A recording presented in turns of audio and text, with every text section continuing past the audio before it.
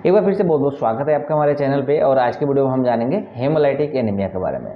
Actually में haemolytic anaemia होता क्या है पहले ये जान लेते हैं, फिर हम जानेंगे उसके कारण क्या होते हैं, किस वजह से आपको हेमोलाइटिक एनीमिया हो जाता है। एक्चुअली होता क्या है कि हेमोलाइटिक एनीमिया में जो हमारे इम्यून सिस्टम होते हैं वह हमारे बॉडी के अगेंस्ट एंटीबॉडी बनाना चालू कर देते हैं। इसमें होता क्या है कि वो एक ऐसे एंटीबॉडी बनाते हैं जो कि हमारे रेड ब्लड सेल्स को खुद किल करना चालू कर देता है। आमतौर पर होता क्या है कि जो हमारे रोग प्रतिरोधक क्षमता जो होती है वो हमारे सेल्स को सेव करते हैं, बचाते हैं, लेकिन इस कंडीशन में क्या हो जाता है कि एंटीबॉडी डेवलप होता है और आपके ब्लड सेल्स को ही डिस्ट्रॉय करना चालू कर देता है। इसलिए ये एक कॉमन हेमोलाइटिक एनीमिया होता है और यह एक होता है क्या है, जेनेटिक डिफेक्ट होता है। अगर आपके फैमिली में किसी व्यक्ति को अगर हेमोलाइटिक एनीमिया है तो इन केस इन फ्यूचर आपको भी होने के चांसेस होते हैं। तो इसमें कौन कौन से कंडीशन होते हैं, किस वजह से आपको हो सकता है, इसके बारे में जान लेते हैं।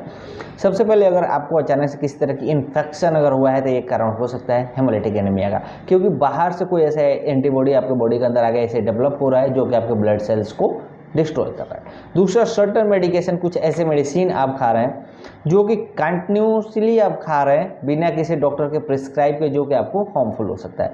ऑटो इम्यून डिसऑर्डर हुआ है, जैसे मैं बताया था कि ऑटो इम्यून डिसऑर्डर में ये होता है कि जो हमारे इम्यून सिस्टम होता है ये हमारे बॉडी के एंटीबॉडी के अगेंस्ट काम करना चालू कर देता है, जिससे कि हमें खुद ही नुकसान होना चालू हो जाता है। यानी कि जो सेल्स होते हैं ना, हमारे बॉडी के प्रतिरक्षा वाले जो सेल्स होते हैं उसको ही किल करना चालू कर देते हैं। अगर किसी व्यक्ति को अगर सर्टेन आप देखोगे मेडिकेशन अगर चल रहा है या ट्यूमर की अगर बीमारी है, मेडिकेशन चल रहा है, तो उस कंडीशन में भी आप देखोगे कि ये आपको हेमोलाइटिक एनीमिया हो सकता है, या एक सिम्टम्स होता है, ये एक केसेस होता है जिससे कि आपको हो सकता है। कुछ ऐसे सिम्टम्स होते हैं जो जिससे आप पता कर सकते हो कि शायद आपको हेमोलाइटिक एनीमिया तो नहीं हुआ है। पहले आप देखोगे कि आप थोड़ा सा भी काम कर रहे हो, आपको टायर्डनेस महसूस हो रहा है, आपको फीलिंग ऐसे हो रहा है कि आप बहुत ज़्यादा कमज़ोर हो गए हो, थकान जैसे महसूस हो रहा है, तो आपको एक ब्लड टेस्ट करवा के जरूर चेक करवाना चाहिए।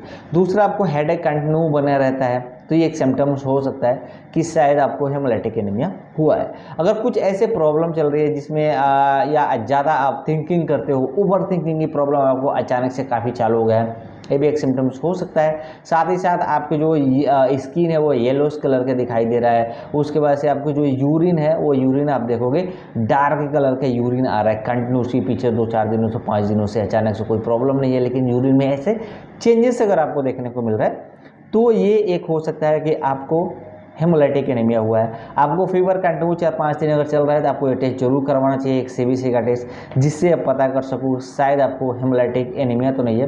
कन्फ्यूजन की स्थिति भी हो सकती है, एक लक्षण हो सकता है कि शायद आपको कन्फ्यूजन की स्थिति में भी आप देख सकते हो कि शायद ये हेमोलाइटिक एनीमिया की वजह से भी ये चीज़ें आपको फेस करना पड़ सकता है।